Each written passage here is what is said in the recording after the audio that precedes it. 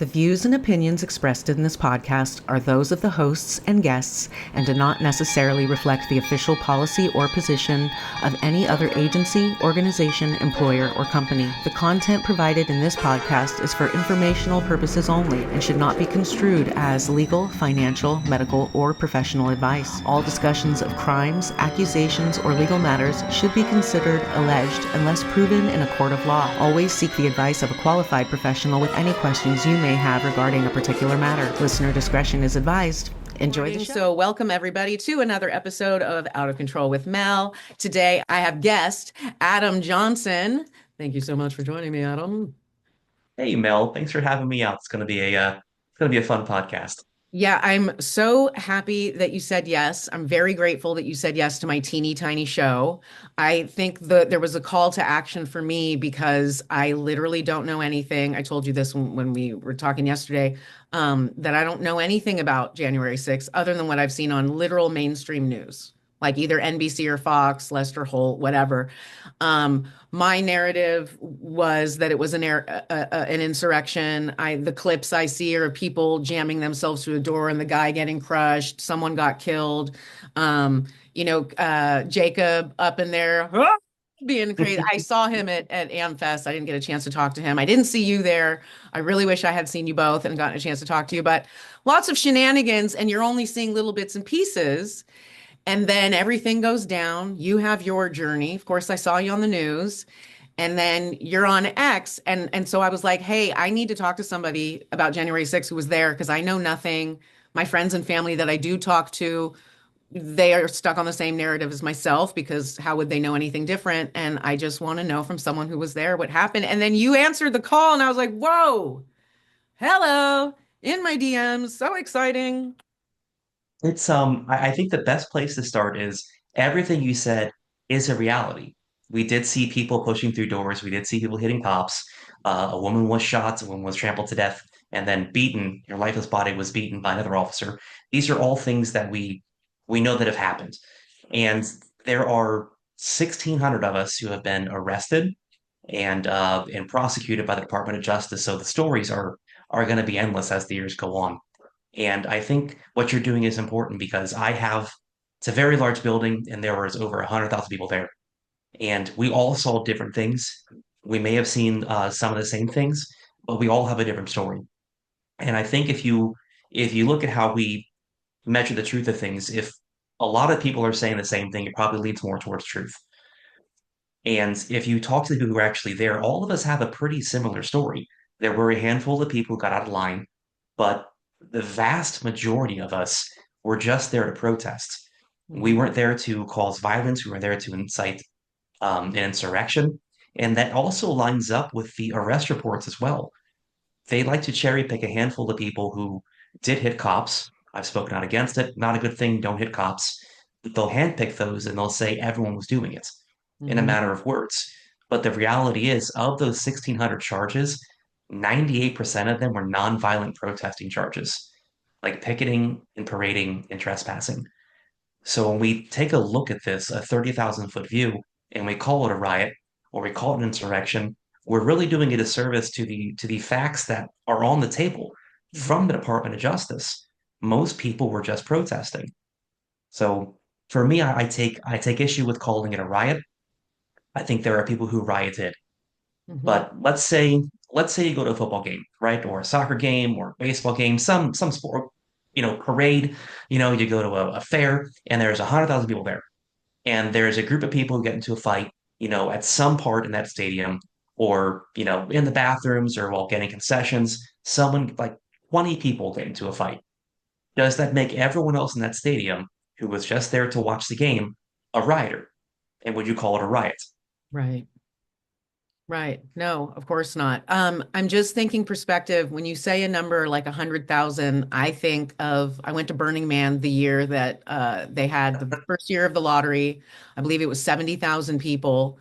And when you're there, the night they burn the man, the whole city, that crescent that you see, I don't know if you've been, but it moves in and you can see what 70,000 people looks like because they move to the center of the thing. And so, yeah, that's an entire city Yes. 70,000 people is a city's worth of people. So when you're saying there's 100,000 people there, not everyone can be held accountable for what people are doing across town, And literally. this is what we are saying. And the Capitol complex is massive. Have you been to DC? I have. I So have. The Capitol grounds are outstandingly large. They don't understand it. It will take you a half an hour to walk around the building. It is that expansive. And that's at a decent pace. And people don't know what's happening 100 yards down the way because they can't see them. Like I'm not a. There was a point where they were questioning me about what I saw and didn't see, and I'm 5'8". I'm not 6 foot tall, and it's like, well, if you look, there are people who are much taller in front of me. How could I have possibly have seen that? And we're talking about they're charging people who were, 50 yards away from someone who was assaulting a police officer, and they're saying they helped incite that riot. And it's like, well, I can't even see those people. How am I responsible for that? Right. Right. So That's I almost I like I've been in front of a concert and been getting like my body crushed to death to the point where I'm like risen off the ground, off my feet just so I can breathe. Well, the Mhm. people 10 rows back don't know they're killing me. They don't. They don't. They don't, and they don't even know what they're pushing against either, right? So if you're someone of short stature and then someone's pushing you from behind, your instinct for self-preservation is to put your hands up to push back, which pushes the person forward. But this is human instinct. Have you ever fallen before? Do your arms stay at your side? No. You ever fallen off of a bike? What do? They go immediately forward. This is built into our evolutionary process of making sure our face doesn't hit the ground. Yeah. Just part of it. So you went there that day. So tell me about your plans to go. Like, did you go with friends? What was the idea? So we had just thrown a New Year's Eve party. This was the height of COVID, Hmm. and we had probably 200 people out at our house. It was a huge it was a massive party. And I was talking to my friend while he was there, and he says we should go to that Trump rally in DC. And I've never been to a Trump rally in my life. It was my first one, my last one actually, first and last. And I was like, yeah, it sounds like a lot of fun. I've never been to one. I've heard there's something to behold. And everything leading up to 2020 had been just an absolute shit show. My thought was, this is going to be a historical moment. I'd like to go see what happens. So the only plan was to be present. So we bought plane tickets. They were almost sold out. So we had to leg through three different cities just to make it to DC. And we showed up the night before, hung out, got some food, and then went to the rally in the morning. No Okay. plans, just wanted to be there. So you were there for Trump's speech. I was. So tell me about like, so there's the narrative of what he was saying this. Okay, so what did you people think that he was saying? What was that all about? I think a lot of us heard what he was saying. We've heard it so many times that it was almost a regurgitated point where it's like, yeah, we know there are questions about the election. Yeah, we know that there are things that we should be looking into, and courts are refusing to do it. And we know that the media is saying he's not winning cases. He actually won the majority of the cases he brought forward. The issue was there was no standing, or the point was moot at this point because the votes were cast. What do you want us to do? Supreme Court didn't want to look at it. So I think we showed up to support. And the rhetoric that he was giving was, this election was bullshit. We're here to protest, and that's our right to do it. And we're going to do it peacefully. Hmm. And Right. I mean, if you look at what BLM did for a couple of years and you looked at the crowd that was there that day, I mean, and there's videos like I can send you later. We're just standing around. No Mhm. one's there with torches. No one's there in blackout gear. No one's there with bricks in their hands. These are just a collection of people who were frustrated with the result of the election that showed up to support Trump. So just a regular, let's show up to a Trump speech on an important historical day. Mhm. Like Yes. like if I had wanted to do that, just a Yep. normal visit. Can you talk to me a little bit about the you know how when they showed on the news the guys that were sort of moving tactically, they had their one arm on each other. Can you talk Yeah. about what that was about? So they call that, what is it, a stack formation, where people who have been trained in things, they know to lead through a crowd. You don't go wide, you go in stack formation, and it helps you move through the crowd. So it's one hand on back the other. You squeeze, stop, you squeeze, go. There's process of these. Oh, okay. There are groups, Oath Keepers, Proud Boys. Um, I wouldn't call them militias in such of a sense where like they're training to take over the government. It's a group of guys who enjoy shooting guns and enjoy practicing. And I don't think that's a bad thing. I think it's a good skill set to have. Mhm. Most of these guys are veterans who just want to stay sharp. It was 10, 15, 20 years of their lives. They find a group of guys that miss that lifestyle and they hang out and do those things. So we look at these people who are doing stack formation. I think it looks scary to people who haven't seen these things in real life or had that or lived in the military or been in the military. But they I just think it's kind just of knew like we have an advantage to get to the front here, so let's just get to the front, like you would if you're trying to get like again like to the front of a concert or something. Like we're just yes. making our way through the Hmm. crowd together because we can. Exactly. Yep. Okay. They just seemed a bit more organized than most. And that's okay. That means they're efficient. There's no crime against being efficient. Yeah. All right. So you start marching down. Was it Pennsylvania Avenue? I don't know. I don't know where the. It was Pennsylvania. I think it started on Constitution, but eventually merged into Pennsylvania. All right. So you're marching, you're approaching. Is the vibe changing? What's going on? And I know the hours are ticking because there's a vote happening. And Hmm. so I don't know if the crowd is cognizant, like that they need to make something happen or that they just want to go there and let their voices be heard as that vote's going down. Yeah, what was the vibe as the journey Well, started to take place? there were actually two crowds that day. So Okay. there was a separate protest happening at the Capitol while Trump was having his speech. They pulled permits for this. They were allowed to be there. They were having their own get together. The people who were marching from the speech down to the Capitol, these people were just, they were lollygagging and strolling around. This was, no one was running or even marching to the Capitol. You were just walking to the next event, right? Think about Okay. being in a music park, right? Mhm. There's a coaster up front, you're walking back to a coaster in the back, and the populace is just walking in the same direction. It's that. Okay. There was a point as we were walking towards the Capitol, though, where someone did shout from the crowd, they broke into the Capitol, they broke into the Capitol. And at that point, people did start hurrying forward, right? A couple people ran, but the pace did pick up. And that was probably about a quarter mile out from the Capitol. Okay. So the people who were at the speech were not the ones who breached the Capitol. That Okay. is that is not what happened. There was a different group of people who breached the barricade. And the barricade was a handful of bike racks. DC now has 8-foot fences all around the Capitol that are sandbagged on both sides. So they had the ability to actually secure the Capitol if they wanted to. Extra security crests were put in. Nancy Pelosi denied them. Milley denied them. These are and all of this stuff is known. It's documented. You can go What look kind at of the. decision is that? Like there is no explaining away that decision. It's fucking Trump, bro. People are fired the fuck up. And you can see that no matter what news you watch, or even if you're not on X, you're not going to have security for the Capitol on the day that the vote goes down. Come on. They wanted it to be a riot. Yeah, they did. Everything they wanted it to be dangerous. The Capitol Police, I think his name is Tarik Johnson, who works with the Capitol Police, who was on the line saying, "We need help here. These people Yeah. need to be evacuated." And they denied his request. On top of this, do you know about the pipe bomb? That was like somewhere else. Yeah. Yep, this was Yeah. laid out in front of the DNC the night before. Do you know it was laid out by an off-duty Capitol Police officer? That has been discovered and found out, but they are not making it mainstream news. There was an investigation that was done. This was reported by, I want to say it was Thomas Massie a few weeks ago, saying Mhm. we know his identity. He's on film. It's an off-duty Capitol Police officer. Now, you want to tell me why a Capitol Police officer is planting an inert pipe bomb in front of the DNC? And it was inert, not even a functioning pipe bomb.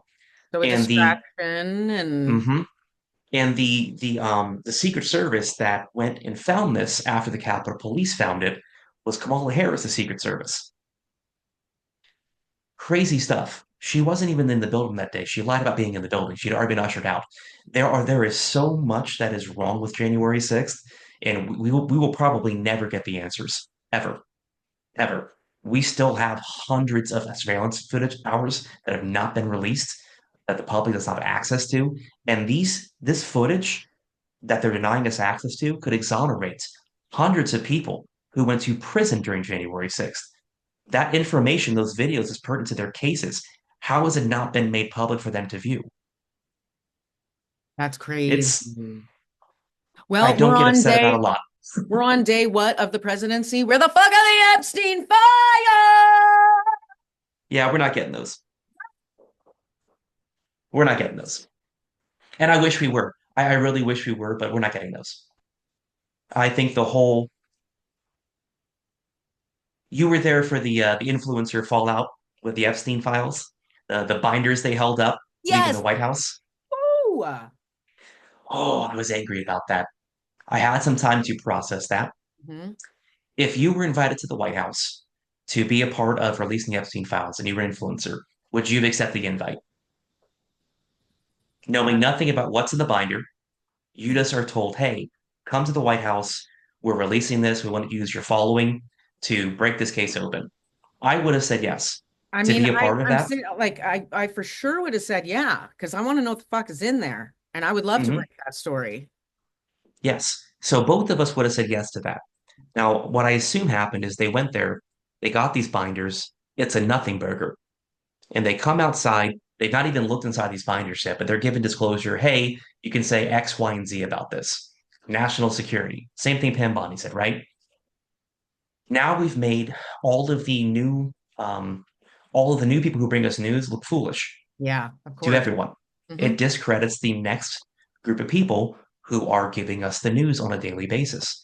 I think that was the plan. I think the plan was to discredit these large profiles who we can trust to bring us good news, good sources, and say, yeah, but you really can't trust them, can you? Yeah. Because they all because now the narrative is that they all took a picture, they only care about themselves. There's the names, Hmm. there's victims involved, and look at them smiling, and that's the narrative now. But look at the good And work they've nothing done else. for the past few years, right? You look at Live to TikTok, you look at Chaya, DC Drano. These people have brought great stories. They brought things to the surface to millions of people on a daily basis saying, hey, this isn't right. Hey, did you see this? Hey, have you heard this? It shouldn't discredit all the good that they've done. Yeah. I can be very upset about how that played out, what wasn't in there. What I'm actually upset about is the discredit we did to the next generation of news because so many people were walking away from the mainstream media and relying on these sources to bring them information. What a huge disservice we did to our own community. And I Yeah. can't help but think it was intentional. Everything's fucking intentional. They're 24 steps ahead. I don't know why it's specifically 24, but that's how many steps they're ahead of it. Um, No more, no less. Yeah. the Epstein thing, the Diddy thing, the Diddy thing bothers me a lot because I live here in LA. Petunia, um, I live here in LA. I was trying to be an actor. I was trying to model. I was trying to sing. I've been to a Diddy party. I did an episode about it. I had a weird fight. It was a whole fucking weird thing. Like looking back at it now, it was like one of the parties that's like legit. No, I haven't been to an after party or an after, none of that shit. But I've been to like a straight up Grammy Diddy party, wall to wall celebrities, and something fucking weird went down. And looking at it now, I'm like, oh my God, like that, me and my friends were trafficked to this party. Yeah. Basically, not, we weren't guests. We were there under false pretenses, is what I know now. Which hurts because that was like, I've been to you're like, I got to go to a Diddy Grammy party. Aren't I cool? I've arrived. I'm getting invited to the things. No, bitch, you're a prostitute, Mhm. whether you want to be or not, and we're gonna try to sell you tonight. So just get in there and be cute. It's like saying I've been Anyway, to a Brian Singer party. you have. Yeah. What was that like? I have not been to one. I don't want to be Oh, one. you haven't Yeah. been. I was like, oh, No, I said it's like being to a Brian Singer party. Yeah. well, now I'm hearing this name involved with the Epstein thing. Uh, I don't think I've said this on my show yet, but Ron Burkle is a name that keeps coming up with the Epstein thing. He is the godfather of some of Diddy's children. I Hmm. dated a guy who currently, I believe, is still Ron Burkle's right-hand guy. I dated him in the early 2000s, and it was a fucking horrible relationship. He treated me like shit, and I was in my prime. And now I'm wondering maybe he wasn't into adult women. I don't know. Because there's conversations of him being on a private plane with, I remember he came back and was so excited. He worked for the governor at the time, Governor Gray Davis, who got impeached.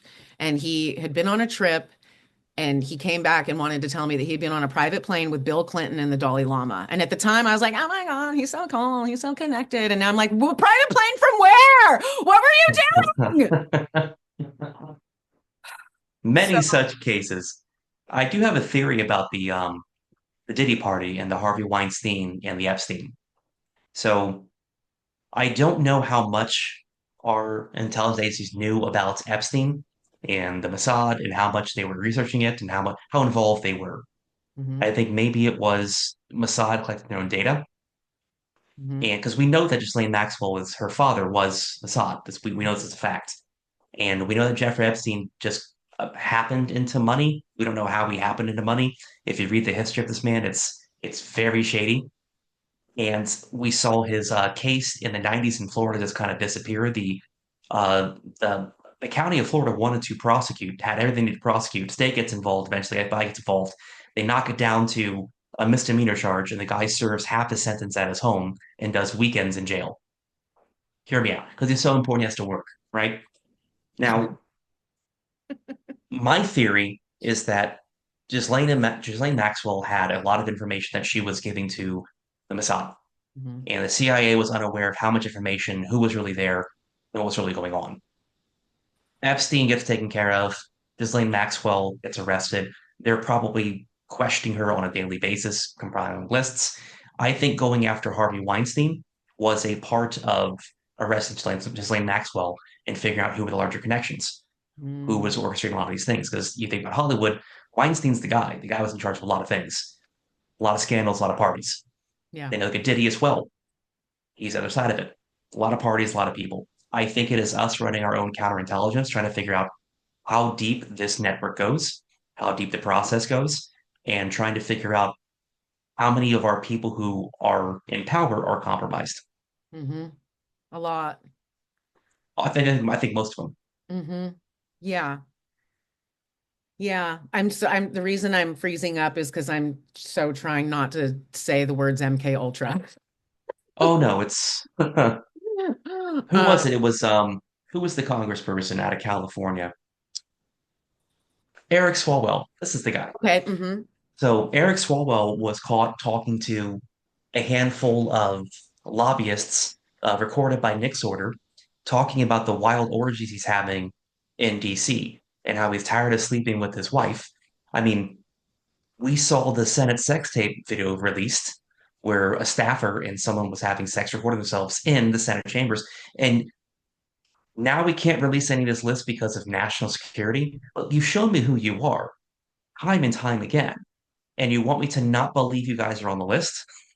We have so many survivor testimonies out there now. Everyone's been named. The names are out there. We fucking know who it is. It's the Clintons, it's the Obamas, it's almost every single celebrity.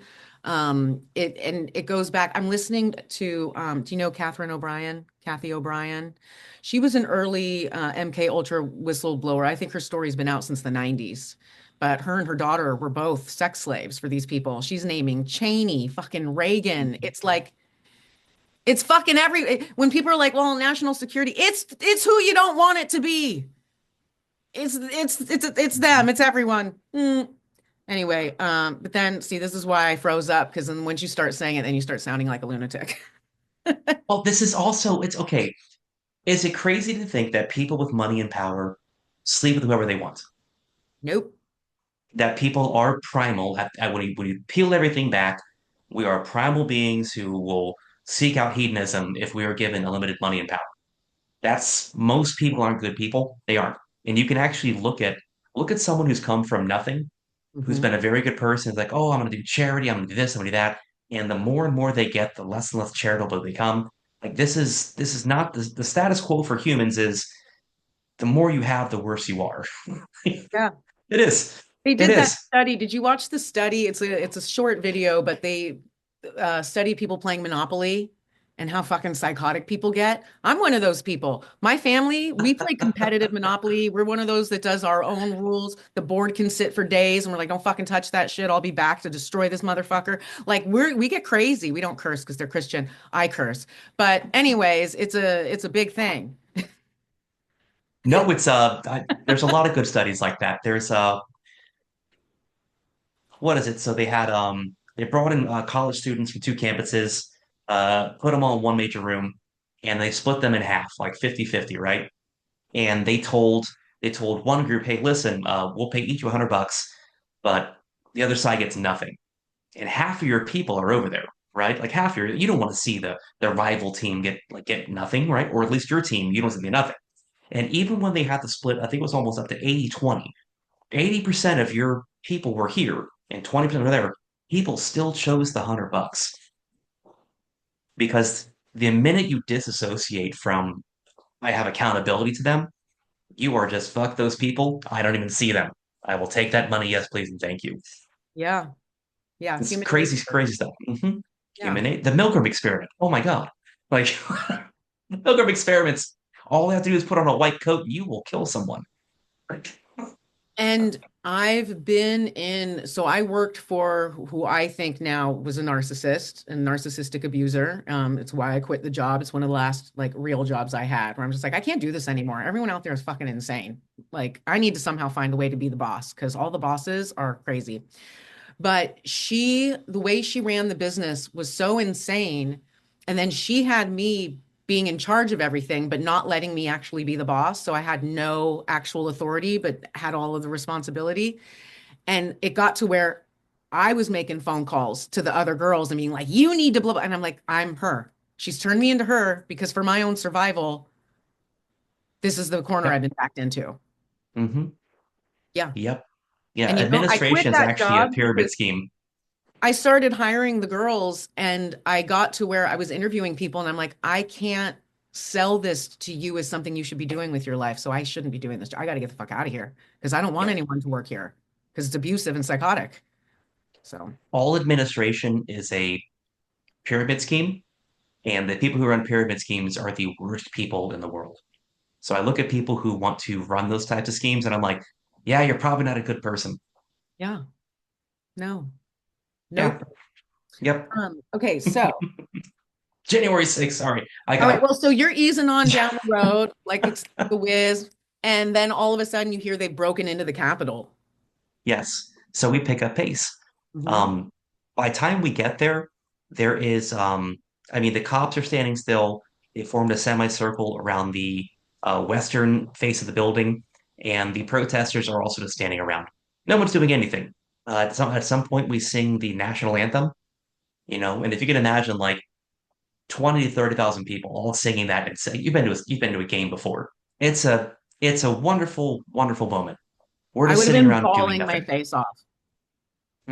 It was a lot.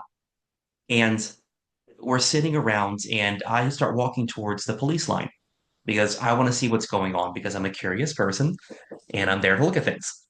So as I walk up there, there is a canister that shoots out from behind the police line that lands a few feet from my feet and it explodes. Gas goes everywhere. This was unprovoked. No one had touched cops as far as when I was there. To get to where they were, they did shove cops. That did happen. Want to be completely faithful story. But when I was there, people were standing around. Mhm. Canister comes out, lands a few feet from me, explodes, gases us all. Now, when you take ammunition that explodes in the center of people, what type of reaction are you going to have? People Panic. are going to move out away from it. So the people in front of that concussion grenade are going to move into the cops, and the people behind it are going to move away from the cops. And that is exactly what we see on the video. We were provoked forward into the police line because munitions were shot at us. We Mhm. were not aggressive. We were protesting, which is you're allowed to shout, you're allowed to say explicitives. That is part of a protest. That is part of your First Amendment rights. They gassed us. They sent out munitions. It forced people into the police line. And that's when the people who rioted started rioting. But what were they supposed to do? They were throwing explosives at us. Yeah. And we didn't have a chance to disperse. We were never told to disperse, actually, while we were there. And that is something you are required to do before you shoot munitions into a crowd. There is a video where the man who did this was told by his commanding officer, we're not authorized to use that level of munition yet. Mhm. There is a video of this. And he did it anyway. He did it anyway. So he broke protocol and basically started the entire riot single-handedly. That's psychotic. But these are things you don't see in mainstream media because it makes it look bad. It makes it look bad. And like, look, can't we just say that all of it was bad and mistakes were made on both sides and this never should have happened if proper protocols were followed? Isn't that the actual message of this? Because I don't want to see it happen again. I want to see accurate voting. I want to see people being held accountable. And I want to see people with the ability to protest at DC whenever they want because they should be allowed to. Yeah. No one's going to protest in DC anymore. No one's going to do that. They'll hunt you down. Right. And then that starts to feel very un-American. It starts to feel like you're being ruled by a fascist government, Yeah. right? It starts to feel like it's fine if you want to burn down your neighbor's house. It's fine if you want to burn down a Walgreens or a gas station or a car parking lot. But the second you want to air your grievances to your betters, we will hunt you down, kill you in some instances, break your door down, put guns in your family's faces, in your kids' faces, and tell you you're going to prison because we don't like that you told us we were wrong. Yeah. That's not how it's supposed to work. It isn't for either side. For Yeah. either side. I don't want to see it happen to the Democrats, the liberals. I don't want to see it happen to the conservatives and the Republicans. And people really need to understand we're not talking about we're not talking about making it sound like what I did was right or wrong. It's not about that. It is about the fallout from it because the government exerted power way beyond the amount of power they should be able to exert on a bunch of nonviolent protesters. And if you don't think they'll come after you next, if you're cheering this on as a liberal or a Democrat, do you want Trump to exercise the same amount of power? How would you feel about that? Right. Just for being in the wrong place at the wrong time or associated with Hmm. something or something being fabricated to made it to look like you've committed a crime or a worse crime or something like that. Yeah, we don't. The only thing that separates us from other countries when we say that we're the best is our legal system. And if we can't rely on that, then what the fuck can we do? It has to So be I, tested, you know, it Mhm. has to function properly. It does. And the issue is the complexity of the justice system today. 50 years ago, it was a lot more straightforward. We have so much law and so many federal judges in so many jurisdictions that if they want to arrest you and hold you forever and not charge you, they can. They actually have a legal right to do that now. Their rights supersede yours. Hmm. That's scary. It So, is. all right. Okay, so shit starts kicking off. Then what happened? Shit kicks off. I don't want to get gassed anymore, and I certainly don't want to hit cops or push cops. So I walk away. I move, about 30 yards west, or it would have been north, 30 yards north, and I'm like, all right, you guys have fun doing what you're doing over there. I'm gonna walk around and take pictures. I climb up some scaffolding to get kind of a bird's eye view of how large the crowd is. I have I have never seen that many people in my life. I've been to a couple of sporting events, large concerts. I have never seen that number of people in my entire life. It looked like someone had kicked an anthill and it was just scattered everywhere. Take some pictures. I come down the scaffolding and I notice that people are walking inside. Doors are open, and I'm like, oh, I guess we're going inside now because the protest is moving inside. Mhm. And for all of my very limited information and knowledge of protests, again, this is the first time I've been to one, Mhm. right? I think, well, it's moving inside. I guess I should also go inside with them. So I walk through open doors inside the building. So you didn't see any of the craziness because it had already been open for a while before you got there. Didn't see anyone breaking windows, didn't see anyone kicking down doors. I came down the scaffolding, the doors were open, and people were just walking inside. That's Right. it. Like it's field trip day. Like now we're gonna Hmm. go outside and look at the Capitol. Yep, Open. basically. We're Yep, here. imagine being like on a Black Friday line, like, oh, they opened the doors. I guess we're going inside. Yeah. Hmm. All Yep, right. no, and there's video of me doing it, and you can see me just walking around nonchalant, like, hey, this is kind of cool. It's a pretty building. Mhm. Yeah, like Just field trip. not a mean-spirited bone in my body. Just walking inside. Yeah. So let's talk about the famous moment, unless there's something between now and then. So we're walking inside, and as it opens up into the rotunda, everyone gets quiet. Like, we were singing, USA, USA, stop the steal, big chants going on. And the rotunda opens up and it just gets like silent. There's this air of just history, right? And this feeling of like I should respect this place. It does feel sacred. This is my history. These are my ancestors. This is why I have a right to protest. There are these giant paintings on the wall, and I'd never been there, and it just gets quiet. Like I'm like pin drop quiet, and everyone just kind of just walks slowly, disperses across the rotunda, and they're taking pictures. They're standing around. Nothing is happening. Nothing is happening inside. I go to I walk around because I've never been inside, and I find this what I thought was a podium at times, actually a lectern. I pick up this thing. It's not in someone's room. It's sitting out in the open, and I move it like 39 feet from the statutory hall into the rotunda, which is a very short distance. I mean, it's like walking from the front of your house to the back of the house. I set it down. I give a short speech, and I walk away from it. Okay, so you're That's just doing like a bit, or yeah, want to that's it. stand at this thing and make okay, That's so it. bit. Okay.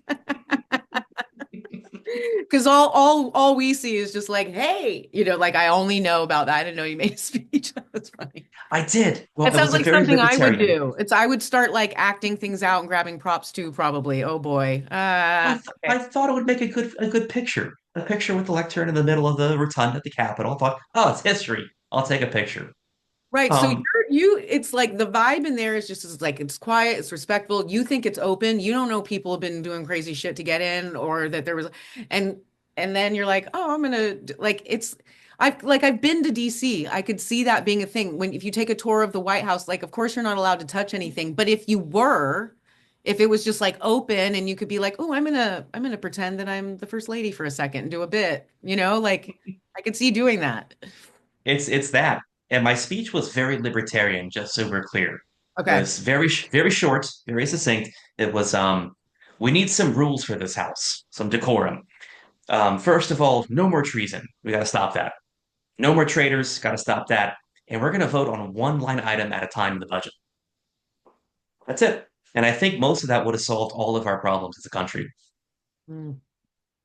Well, so he's running in 20. I'm just kidding. I gotta be honest, I don't think they'll ever run or have a successful run. I don't.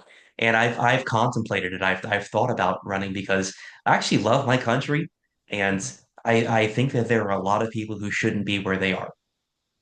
But Let's talk a little bit. Ooh, go ahead. there's a very nasty fact most people have a hard time accepting. If you want to get into any position of power, you have to rub elbows with some unfavorable people, some unfavorable people on the way up. These are that is a fact. That is a fact. You need funding to win. And that funding comes with promises. That funding comes with conversations with people that may disgust you, but that is how you get into office. So when I think about running for office, I think about would I have the stomach to sit down with people that I despise? Would I be able to sell up my actual convictions? And the answer 9 times out of 10 is no, it Mm. isn't. Well, and that's why there's a woman that I follow on X, Dr. Karen Mitchell, and she is an expert on cluster B personality disorders, psychopathy, sociopathy, like really all the bad shit. And she talks about the statistics of people in law and government and all of that. Those are the people that last, stay, and go far because that's what it takes. Yes, yes. And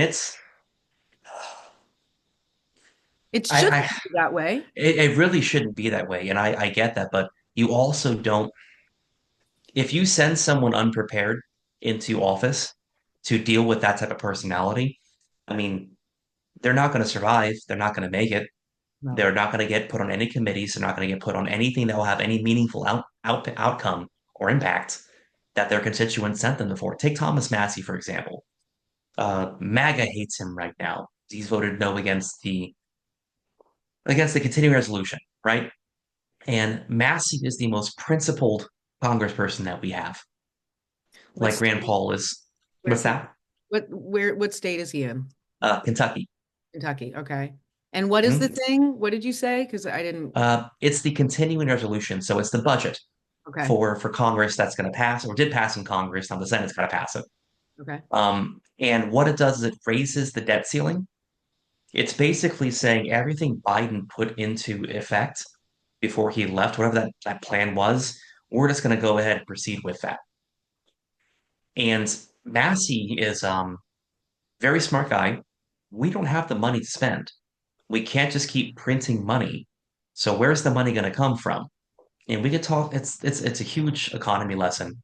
Basically, it has to hurt for a while for us to get back to good prices, but no one wants to suffer. I know. No one has it in them to. And again, we're already suffering. So how much more are they asking? Yeah. And every time we pass one of these bills, it's a band-aid. And eventually that band-aid has to be ripped because the wound, the infection of our debts, a baby born in this instant is $107,000 in debt. Mm, The moment they are born, $107,000 in debt. That is our national debt. That's unsustainable. yeah. So sorry, that's a side note, but there Everything. are people who are principled who do belong there, but he's one vote. He's one vote. And the way votes get passed is everyone party aligns. We're all going to vote for this. We're all going to vote for that. You would have to primary the entire party, Yeah. like, or at least enough of the party, at least 60% of the Republican or Democratic Party to get the vote to shift differently within inside the party. And to primary that many people, there's not enough funding that we could raise to create enough of a difference to get that amount of people in. So it's not real. It's going So to when we be talk, go ahead, painful. I'm sorry. But it's all right. It's going to be a painful couple years. I didn't mean to interrupt you though. That's like, No, keep you're going. good. I don't need a black pill so much because the white pill of this is the government is not the end all be all in your life, and you shouldn't treat them as such. Your life should be your family, your friends. It should be the weekends you live for. It should be the relationships that have the most impact on your happiness and your well-being. That should be your life. Yeah. And the rest of this is tertiary. Now, does that mean we should be quiet as the government wants to send our children to war and kill them? No, it doesn't. But it does mean that our circles should be so strong that even if we have what I believe to be actual terrorists in our government sending our children to die, even if they choose to do that, our circles are so strong and our faith and our relationships so strong that we're able to survive that Yeah. and we're able to push forward. So I encourage people, you may not be able to change the world, but you can definitely secure yours in such a way to where you can smile if the world comes after you. Yeah, that's really important. I mean, that's really kind of the answer for everything right now. I have a friend, Russell, he's the host of the Canadian Conservative podcast, and he talks about a lot of that as well, focusing on local, your own community, your own family, your own circle of friends. Like that's where it's at. And I keep hearing that message over and over and over. It's very true for myself, and that becomes more, my brother is very focused on that, building community and being fortified just, in your day-to-day life because that's life. Mhm. Shouldn't It be like is. focused on the news and what a bunch of yahoos who just like to go to fancy dinners all the time and want to live in big rich palaces. Like what the fuck trip they're on 24 hours a day. They're never going to be sane. Hell, I do eat a lot of fancy dinners, so I'm definitely in that group. I love But that. Oh, well, what I was going to say was tell us a little bit about like as much as you feel safe, comfortable with, like who you are and what you're about. Because you told me you have kids. I didn't know you had kids. I don't know anything about you. Didn't know if you're married, kids, didn't know where you live, nothing. Like, who are you, Adama? I'm married. A beautiful woman. She is the light of my life. She is a saint. I cannot say enough good things about her. We're coming up on 14 years of marriage in May. Okay, We congratulations. have we have five sons. So Oh, it's dang. it's a lot of fun. Not a clean toilet in the house, but we make What are it the work. age ranges? My youngest is 9 and my oldest is 18. Oh, nice. All right. Hmm. So Wow. he's leaving for the Air Force this year. He Awesome. wants to learn how to be a mechanic. And I'm like, well, the best way through is not to go to a trade school because that's expensive and you're going to start with all of this debt. And a lot of people don't tell you that trade school is still a student loan. And then Mhm. if you want to be a mechanic, you have to take a loan for tools, which is upwards of $25,000. You're still starting like $60,000 in debt, even with the trade school degree. I'm trying to avoid, so I went to school. I told you I got my psych degree. And Hmm. yeah, you have to go for, I can't take clients on a fucking basic psych degree. You can get that from watching television, like, or reading like three books. You don't, Hmm. I didn't need 4 years of school for what was packed into that. It's in the Milgram I experiment. have the same, I have the same degree. Right. So you know how useless Hmm. and retarded it is. You can learn it at home. Hmm. Fine. The trade Oh, yeah, schools, yeah, yeah, the right. debt. Hmm. Yeah, the trade school. So a master's. Well, I still have to pay off the bachelor loan because we didn't pay for that. School's too expensive, even just at that level, even at a state school. And then, so we got to pay off that. So I don't want to go on debt yet. So now I have to wait. Or I'm like, okay, well, what I should do is now that I can see that the APA, the American Psychological or Psychiatric, doesn't matter, it seems to be interchangeable association. It doesn't even know what the fucking its name is because you can call it either one. I don't understand that. Fine. Yeah, they're still struggling with pronouns. So Exactly. So I don't need to pay them or be credentialed under them when they don't even live in fucking reality. But how do I start taking clients and helping people? I want to help detransitioners. I want to help people who've been victims of satanic ritual abuse, which a lot of people don't think is real. So how are you going to find a fucking therapist that's going to believe that that shit's real? I've listened to hundreds of hours of testimony now. So like, I get it. But like, I need to be credentialed. So then I look into coaching. It costs just as much as a fucking master's degree. Like, how am I supposed yes, to like give myself any kind of credibility through all of these things that are out of touch financially for no reason? Because I probably need a little bit of training in clinical, just certain bullet points about listening and shit like that. But like, I don't need you're a another great 4 years, listener. and I I'm don't need to talking pay about 40 fucking grand to like help people. It's you don't. ridiculous. This is the administrative state, and people don't even know where to aim their frustration with it. It is the administrative state. We are called free market capitalists, which couldn't be further from the truth. If so, your plight is very similar to mine. You have to get licensed, pay taxes, take courses. You just get a bunch of debt. All you want to do is go to work. That's it. And we used to have things like apprenticeships where you would work under someone while being paid to learn the job. And when you were good enough, the master would sign off like, oh, this guy's got years in. He can definitely do plumbing. The administrative state came in and said, no, we're going to make everything where it has to be a piece of paper. And if you don't keep up with that piece of paper every year, we're going to fine you X amount of dollars per day until you get that piece of paper. And it's not one, it's not five, it's like a dozen pieces of paper for one job now. And every single one of them has fees you have to pay, continuing education credits. Your issue is with the administrative state. Yeah. That is where it's at. Most people just want to go to work, and most people are qualified to do the work they want to do at a very it's not hard to install drywall. I don't understand why I have to have a license to install drywall. It's straight lines and screws and some mud and some sanding. But I have to keep up with my license if I want to install drywall. It's Yeah. that is the issue. I have a charity, a 501(c)(3), Mhm. and I also just started an LLC.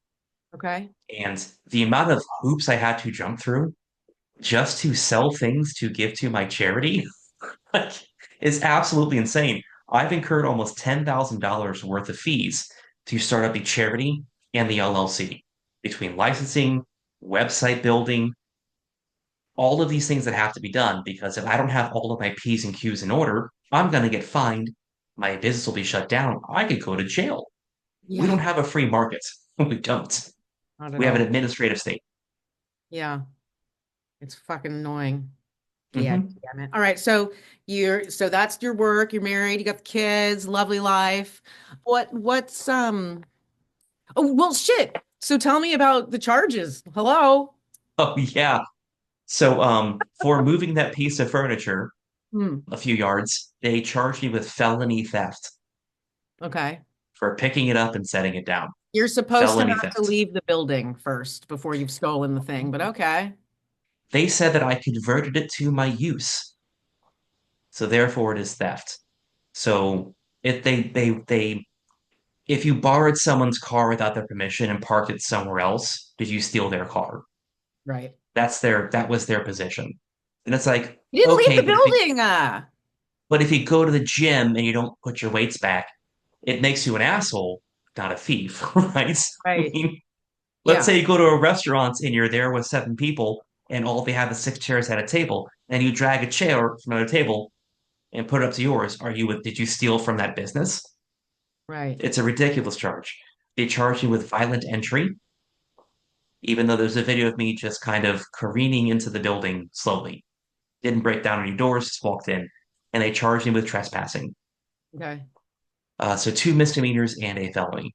I hired attorneys, $100,000 out of my pocket. The government, the government told me I was not allowed to crowdsource or raise a single penny for my legal fees. And then, as part of my plea agreement, I was not allowed to make any money whatsoever using my name, likeness, or anything revolving January 6th for 5 years. So we were at $100,000 for attorney fees. I wasn't able to work, because once you were charging January 6th, you can't get a job. I tried to get hired at Walmart or McDonald's just to see, like, will anyone hire me? Nope, not going to happen. The attorneys got the felony dropped, the theft dropped because that was retarded, and they also got the violent entry dropped because that was also retarded. But for misdemeanor trespassing, they sentenced me to 75 days in federal prison with a $5,000 fine, 200 hours of community service, and a year of supervised federal release. Now would be a really good time to highlight all of the illegal immigrant rapists in at least one state that I know of, Massachusetts, where my friend Sarah, I told you she lives there, where they don't even make them serve a day and they just send them back. But they came here as a criminal and then they rape children, and then the judge is like, go, bye, see you tomorrow. It's insane. Like, these people illegally entered our country. Shouldn't that be prison? Like, I went into a building and You left on my move own the accord. fucking podium. Like, it's actually insane. I try not to think about it too hard because when I think about it, it makes me You know upset. how fucking stupid I feel when I pay for anything? Why I don't just go to Nordstrom's and take whatever the fuck I feel like anytime I want makes me feel like the biggest idiot. Because Yep. turns out you can just, if it's under $900, you could just take things. All Yep. like, But all the businesses in California went out there, right? Like, you guys are getting shuttered up. I I know don't, that's some another place, thing. some I don't places, go yeah. shopping either because it's fucking depressing. Can you unlock the deodorant? No, I'll just have it delivered like I'm a rich person from Amazon, like I'm a fucking queen with staff. I will have it delivered to my house at the time that I feel like. They don't want us even to leave the house, I don't think. In Think about the California, carbon emissions, though. Oh my God, it's got to be awful. I feel like California wishes that I would get depressed enough to kill myself already. I literally feel like it's like, why is this bitch still hanging on? We've done everything to fucking demoralize her. Well, Why Mel, you got to does come she to still Florida. find value in life? You need some proper sunshine. Come to Florida. I'll make you some food. We'll go to the beach. We'll hang out. We'll bring the family. It'll be a good time. You need some proper sunshine. Definitely, definitely are coming to check out Florida. That is happening. And you know what stinks is like, I don't know where you're from or what your roots are, but my family, it's kind of like always been a point of pride that my family's been in California. I'm the fifth generation. I believe there are now seven generations of my family in California, and we're all dispersed because we can't afford to stay. We're all Mhm. from San Francisco. Um, I've got one rich aunt that can afford to live there. Everyone else is like in a room somewhere or moved away or something, because the world done went crazy. When I was Mhm. growing up, you could live at the beach and be like a waitress. You just live in an apartment Yep. at the beach, no big deal. You can move out at 18. All Yep. my friends and I, we moved out and we lived in Sacramento, went to high school there. We all moved out at 18 and had our own places downtown Sacramento in the city. Cute places too, not in like Yep. shitholes. We didn't have to, some got roommates, but we weren't like in the same room. Could you imagine trying to move to LA today as a 20-year-old to be an No. actor? You can't. You No. have to be born into the satanic pedo cult. You can't just come here Mm. and get diddy boo doo wop bopped. You have to be born into it. But I didn't know that. But if you did want to move here and give it a shot, you'd be like four girls to a room in a studio because there's rent is a minimum of $2,000. Yes. So Florida's getting close to that. When I was, again, I'm not that, I'm 40 years old, so I'm old according to my kids, but I'm not that old. No, you're And not. I remember when I first moved out, I was 18 years old. I got an apartment. It was a two bedroom, two bath. It was $900 a month. And it wasn't even like on a sliding scale apartment complex. It was like the premier apartment complex. And I worked 50 hours a week as an assistant manager for Walgreens. I was making like 17 bucks an hour. And that was enough for me to have a nice car, a nice apartment. I went out to eat 3 or 4 times a week. Like it was enough. I Yeah. can't, I don't know what the hell my kids are going to do. I really don't because our grocery bill right now was like $3,000 a month. Mhm. That's our grocery bill. Like that is the reality. I don't know what they're going to do to sustain themselves. I have no clue.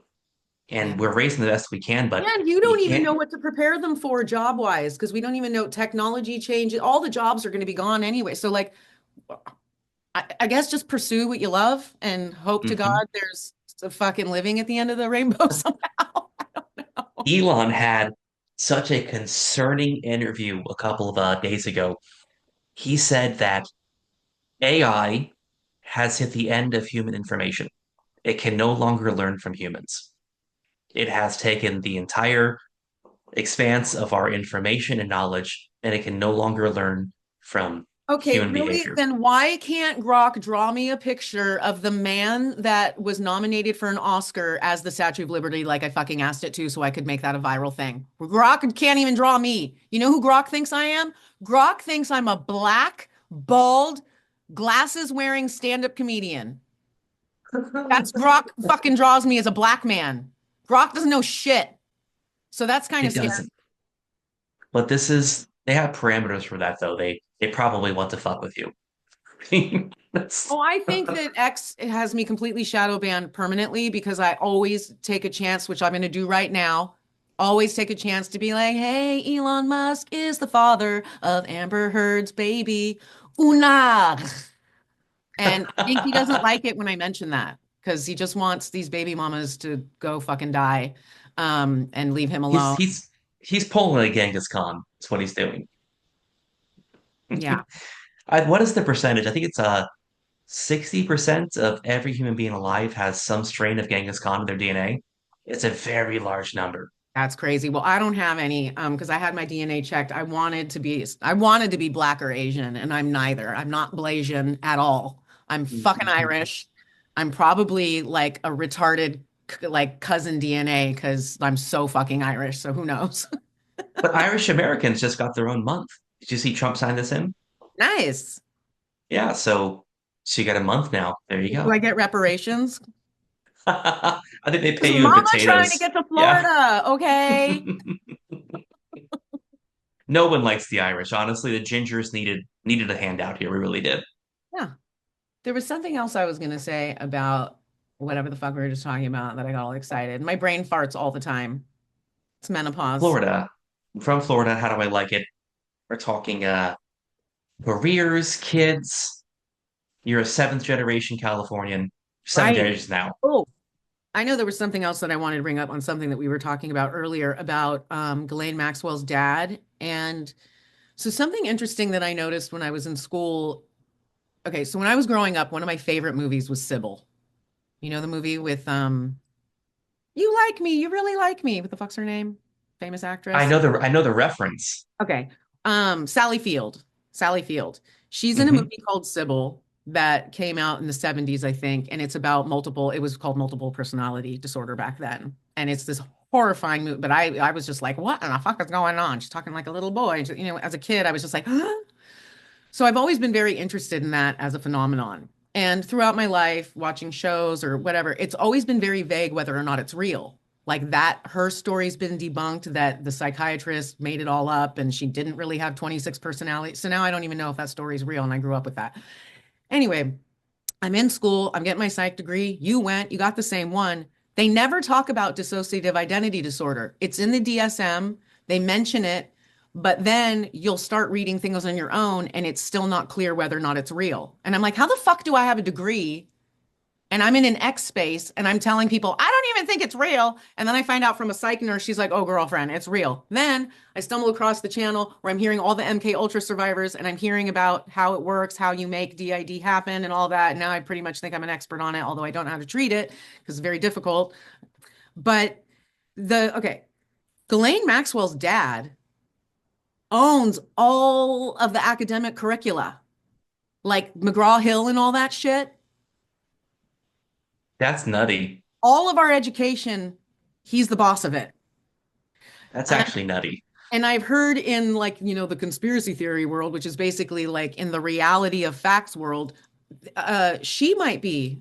It's a very good chance that she was MK Ultra and that Epstein was MK Ultra. That she was born into this. He was possibly born or made. Who knows? Who fucking even knows if they were even in, like, who knows how deep this goes. But when I graduate, with a degree in psych, and I'm not even sure if DID is real, and then I'm hearing these testimonies, and it's very obviously real. There's been testimonies going on for many years now, because this was all perfected. Project Paperclip and all that shit. Everyone that read Chaos recently, and then they put that on Netflix, all this shit has been going on for a really long time, and it's a fact. And why I should graduate with a degree and be confused about that is very sus. That's one thing. I don't disagree with you. I think there's man, there is so much to unpack there. It's a little much, right? It's too many. Well, I think a lot of times they'll have us focused on, okay, so the DSM-4 had what is it, gender dysphoria as a condition. And then DSM-5, they removed it. That's correct, right? Mhm. Are we on the six yet?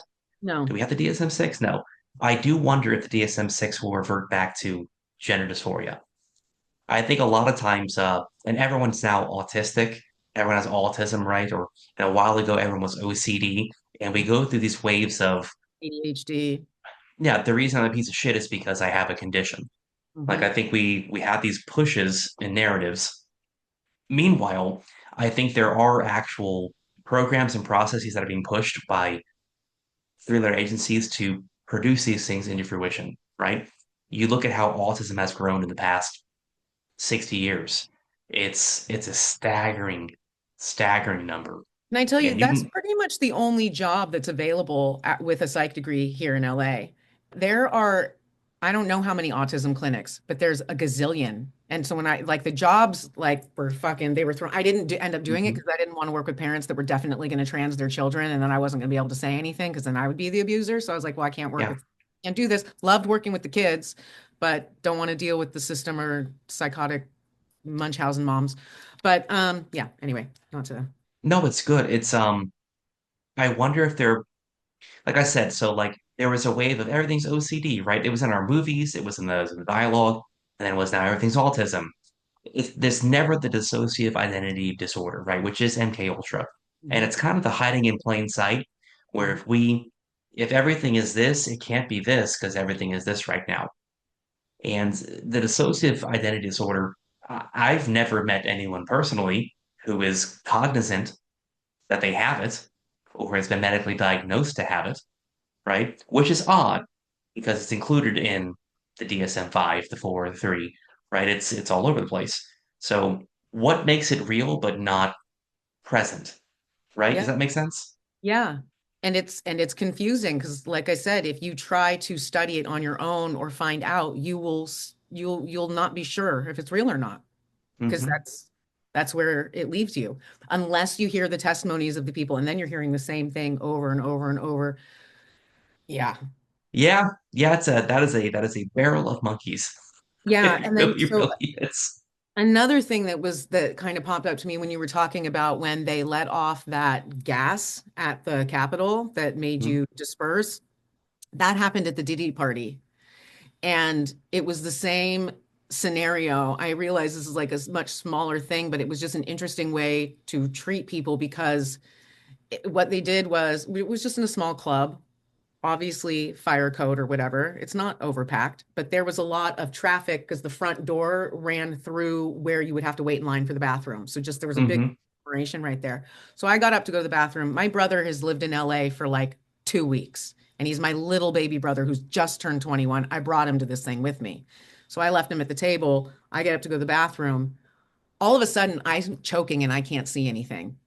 And this is right after 9/11. So it's whatever Grammy party happened right after 9/11. So I think that we're having a terrorist attack, and my brother's in the other room. My baby fucking brother who's just moved to LA is in the other room.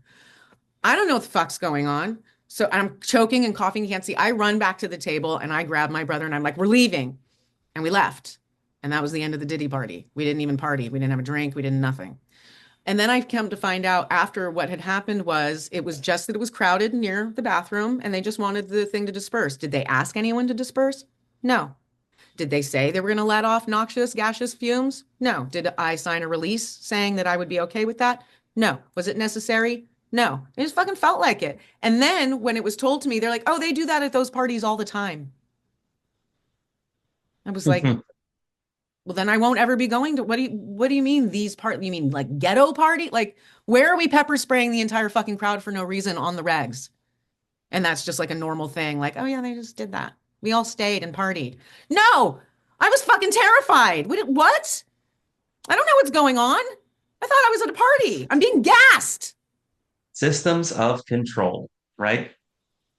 I wonder how much of it is they're not going to leave. The Milgram thing, right? It's you want to be here, regardless of how bad this thing is that is happening. You should be thankful to be here. Correct. It's a control thing. Mm-hmm. Who will stay? Now we've got the ones that'll stay.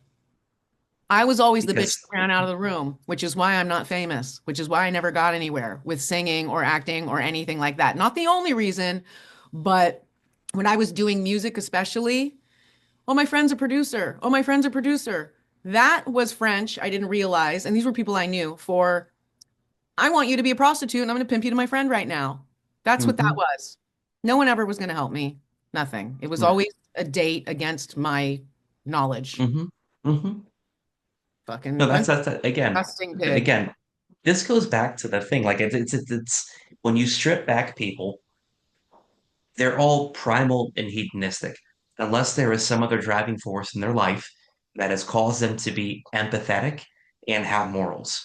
And I don't think that happens. It's not a natural occurrence. I think it is. I believe it is a spiritual occurrence. I do, and I believe. So I'm a Christian. I found Jesus when I was younger. I've worked at several churches, and I'm not a good person because I want to be, or I've rolled myself into this place where I want to help people and do good things. I'm a good person because my spirit demands it of me. Yeah. And when I'm living in an evil place, when I'm living in a place that my spirit is saying you shouldn't be there, I am miserable. I am miserable. I'm depressed. I can't stay there. I have to, and I can't reconcile the evil that I'm participating in with the goodness that lives in me now. So again, I think unless you've had moments where you've met God and, I won't lecture you on what that looks like to you or what it looks like to anyone else, but I will tell you if you go and search for him, you will find him and because he wants to be found. Yeah, well, it keeps coming up because listening to all those testimonies, and I've mentioned it a little bit on lives and on the show, because I don't want to, I'm going through a lot of changes. I'm on a journey. People are watching. I don't want to move too fast for people, but listening You're not to supposed to. all of the testimony that I've been listening to, I realized, so I've always had a resistance to using the word evil because I've always said, well, and coming from a place of always thinking about psychology and chemistry and the cause and effect and blah, blah, like, to me, I'm like, you're bringing in biblical things and esoteric, metaphysical. I don't know. I just think now that I've listened to all these testimonies and I know what's been going on in this city all this time and for how long it's been going on and why they do it, I realized, holy fuck, evil's real. They're doing it because they're getting something out of it. So I now need to make a choice now that I know this, because I don't want to accidentally be on the wrong side of anything. I don't want to invite anything. I'm seeing examples of my life. through my life. So when I was in kindergarten, I've told this story before. I'll probably tell it every fucking episode now. But when I was in kindergarten, no, when I was in preschool, I went to a Christian preschool because my mom's best friend's kids went there, and it was like a safe, good school that she knew. And there we did little Bible lessons and stuff. And I remember I was 4 years old, and one day they told us, because not all the kids were Christian, because not everyone there went to the church that was attached to the school.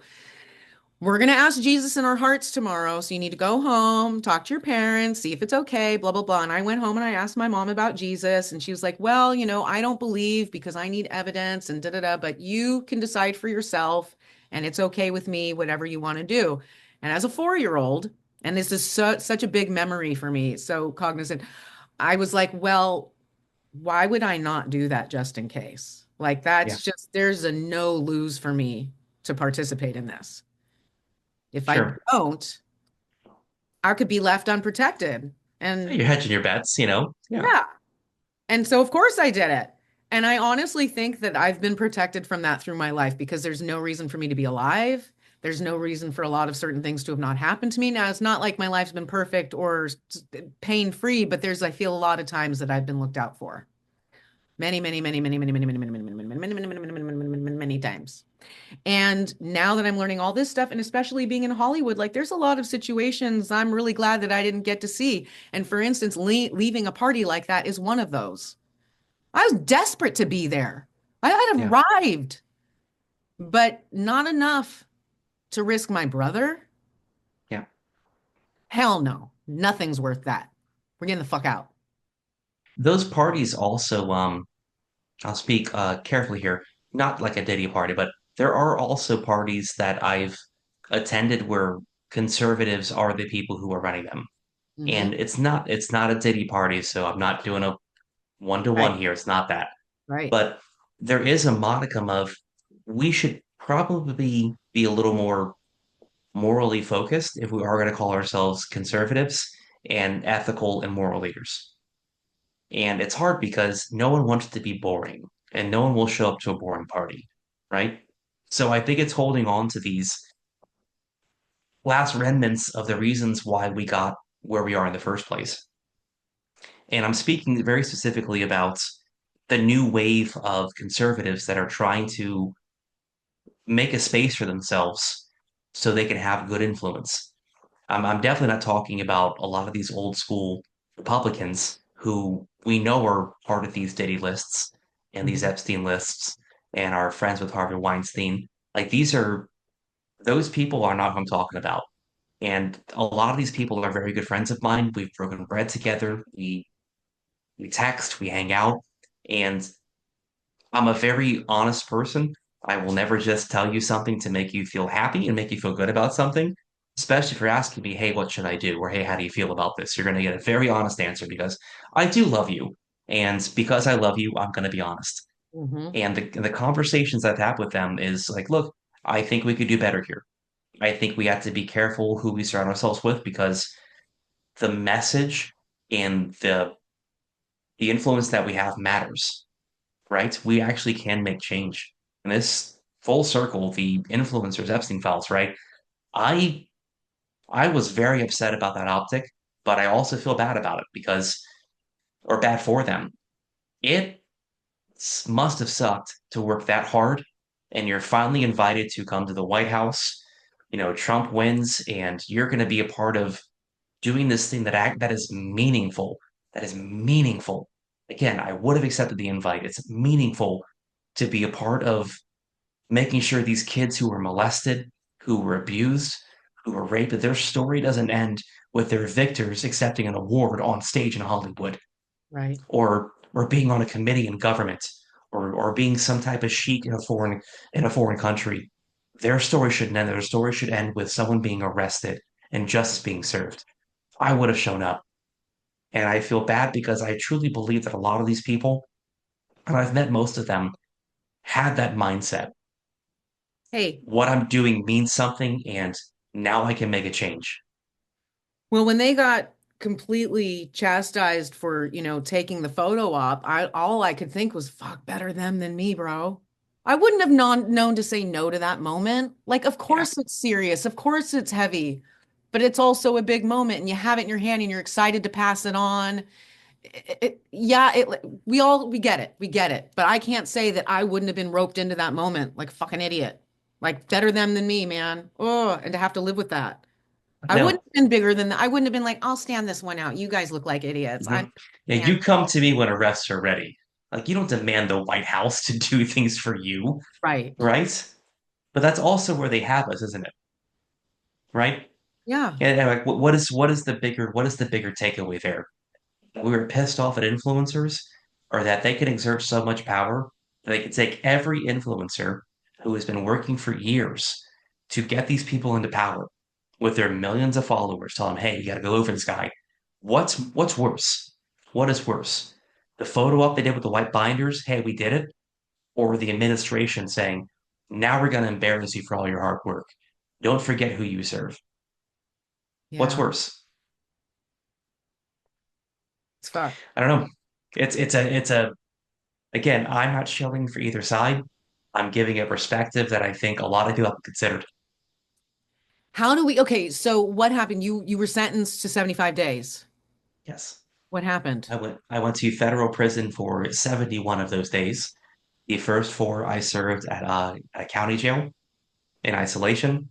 The first 17 in federal prison were in isolation, and I served the entire 75 days that I was sentenced. Even though I was supposed to be released 2 weeks prior, the judge even says it in the courtroom that with good time served with your sentence, you'll be out in 60 days. They kept me 2 weeks longer than they were supposed to because someone forgot to file the paperwork. On top of this, they tried to send me back to DC at the end of my sentencing because that's where the sentencing occurred. That's where the adjudication was held. So they were going to put me on a bus the day I was supposed to be released, ship me to DC, and put me in a halfway house until someone could come and claim me. I had to call my attorneys from prison, and our phone access was restricted, get a hold of them, and get all the documentation cleared up before I was released. They were trying to send me to the DC hoop lock at the very end. And if I didn't have fantastic attorneys, I would have been there for who knows how long. Why were your I, phone calls so restricted? so, prison is not a great place to be. Mhm. There is a thing called the 13th Amendment.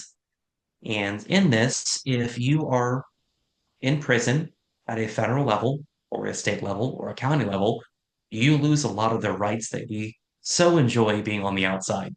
Part of those is free speech, access to counsel. The list goes on. A fair working wage. They can pay you 60 cents an hour to work in a hot box 12 hours a day, 7 days a week if you want to earn good time credits. Mhm. OSHA would never pass these facilities as being safe. But because of the 13th Amendment, we have slave labor. Still exists. Right.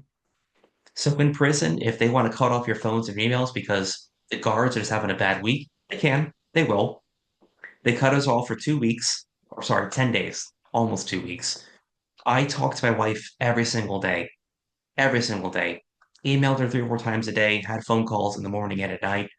And when they turned everything off, I couldn't get a hold of her. She called the prison.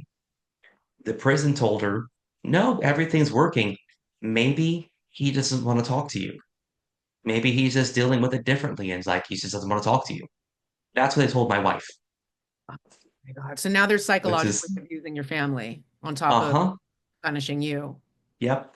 And I am a for massive trespassing because now you've advocate only been charged with trespassing for misdemeanor trespassing. in We're talking about solitary, fucking psychologically fucking with your wife, blah blah blah blah, blah for trespass. Okay, all right. Well, okay, go on. Sorry, that's just so fucking disgusting. and I try not to kvetch too much or soapbox too much because I served very little amount of time compared to a lot of my other people that were there. And their stories, I think, are so much more important than mine because they went through so much more. But for some reason, because of the picture of a platform, and I'm Mhm. thankful for it, but at the same time, you should seek out some of the more atrocities that have happened, more atrocities that have happened. Yeah. She called my attorneys. The attorneys called the prison, and they turned our phones back on miraculously the next day. Right? But they punish people at such a We have the 13th Amendment, but we also have the 8th Amendment. What would have happened if you didn't have $100,000? Would your wife and kids, where would they be? What would be going on right now? What if you hadn't been able to afford your legal fees? I would have been in prison for 4 years. And what would be going I, on with your family? they would have been waiting for me to come home. And if Trump hadn't pardoned the J6 prisoners, they would have still been in prison for over a decade, decade and a half. That's what would have happened. Enrique Tarrio. So he was the leader and one of the founders of the Proud Boys. Love him, hate him, don't like him, don't give a shit. Mhm. He wasn't there, and they still gave him a 17-year sentence because he answered an email saying, "We're going to show up. If the president needs us, we'll be there for him." For an email, he got a 17-year sentence. Now, what's really fucked up about this is if Trump hadn't have won, the Department of Justice and the AUSA were pressing to go back and add additional years to his sentence because the judge didn't give the full 20 plus year sentence they were asking for answering an email, for answering an email that didn't promote anything violent, didn't promote anything obstructive, just we're going to show up and be there. The president needs us. How is that a 20-year sentence? How is that a 20-year sentence? Yeah. These things should be unheard of. And the fact that not even Fox is talking about this, right? And That's what's crazy. this is what pisses me off. Everyone, and I think everyone's in this bubble of I'm a Republican, therefore if something's wrong, the Republicans are gonna fucking tell me. Or I'm a Democrat, something's wrong, the Democrats. No, you need to fucking wake up. These people, their only fucking job is to take away your rights. And if you question them, they will throw you in prison. You are not winning because you have more Democrats or Republicans in Congress or the Senate or in the executive branch. You are not winning for that simple fact. You are losing because you accept that simple fact. The reality is, these people mean to seek and destroy you. Yeah. You need to be loud. And some people the January 6th group have to be sacrificed. We have to go to prison to wake a lot of people up that this is the way the world works. You can't look at the summer of love where half the country burned down, over 30 people were murdered, and then their arrests are barely made. The person who firebombed the federal courthouse in Portland served 28 days in jail. 28. I served 3 times that for a misdemeanor trespassing charge. These people mean to destroy our country and take your rights in the process. Yeah. So if you're sitting here telling me I'm winning by voting Republican or voting Democrat, no, you're losing for drawing a party line. Have convictions, stand by them, and vote accordingly. Yeah. Good message. What was it like being in solitary? Super fun. Did it make you go nuts? Like, what's that? Like, what's the breaking point? Like, how many days are you like, I'm fucking rip all this glorious hair out? Like, how do you Well, I got 5 kids, so the silence was nice up front for the first couple of days. don't tell? It's like, holy shit, it's quiet in here. There's no laundry to do, no dishes to do. They're bringing me food. I can take a nap when I'm tired. Oh, okay. I could deal with this for a couple of days. Right. Like, oh, okay. It was more of a retreat with very few amenities, is, probably the best way to describe it. Um, so about 12 days in, I finally got access to call my wife. So it was almost a week and a half before she even knew, like, is he safe? Is he okay? Because the guards will process information as fast as they want to or as slow as they want to. How do you handle the day? What's the day like? Did you make a routine? Did you like, I'd like to think that I do the girl with the dragon tattoo and like get in shape and do push-ups, but I wouldn't. I'd be in there like fucking off all day. Um, I've always been in decent shape. I do work out, I do lift, I do jujitsu, MMA. It's my hobby. So I started the day with exercise, For you. and then I did the afternoon exercise and the evening exercise so I can go to bed. Because President Night's not fun. You're just there. It's dark. Every 2 hours they come in and wake you up with a flashlight. They shine in your face to make sure you're still in your bed, even though they can just see you're in bed. So Yeah. it's sleep deprivation. So I worked out a lot. I read a lot. I wrote a lot. And I don't know, just try to maintain some sanity. Well, you did all the right things. Good God. That's crazy. Is there anything that I haven't asked about that experience you think the audience would want to know, like anything about getting released or what it's been like going on podcasts, stuff like that, and what's going on for you now? I think it's important. My biggest message I always try to tell everyone: you don't have to like me, you don't have to agree with what I did or think that what I did is okay. None of that is important to me. What's important is you realize that if they can send you to prison for misdemeanor trespassing, they can send you to prison for anything. And that is far too much power for a government to have over its people. So you can hate what I did, but you shouldn't celebrate the outcome because you're not winning. That's not winning. Winning is making sure the government can't do those things because any power you give the government on a long enough timeline will be used against you. Right. That's right. So that is my message. I try to tell people, love me, hate me. I don't hate you. I don't love you. I haven't met you yet. Love to Well, say you're hi. so likable. I mean, I didn't know, I had no idea what kind of guy you were going to be. I haven't watched anything. I just like, hey, he's willing, he was there. I know who he is. I want to hear this story. And you're such a nice guy. You're a family guy. You're a Christian. You're trying to do the right thing. You got a psych degree just like me. So we have that fun thing in common. It's been really great meeting you. I'm so grateful that you said yes. I'm so grateful that we got connected. I had a great time. And Mel, again, I try to say yes to everyone. The schedule gets full, but you've got a great heart. And, I went through your profile and stuff, and you got a great mind. Thank So keep doing you. I think you're doing the good things. Thank you so much. I love doing it. That's the one thing. I love doing it. So that's what keeps me going. All right. Well, then I guess we will release the masses because this is going to be like such a huge episode. We're going to release everybody. I hope you enjoyed meeting Adam. I sure have. Do you want to plug anything? Do you have anything going on that you do you want to direct anybody anywhere for anything? You can follow me on Twitter at Lectern Leader. I have a charity. I have an LLC starting up. My actual business, again, so I've been able to raise money at all for the past 5 years. I'm trying to recoup some of those calls. Not to be like, hey, give me money.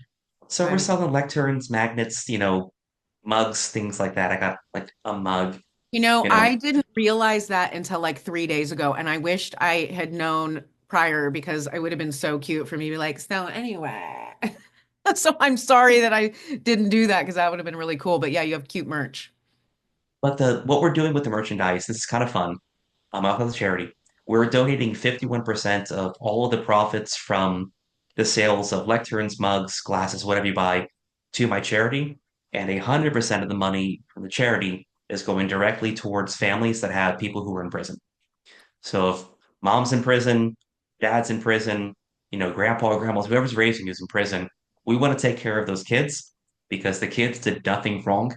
And try to keep together here.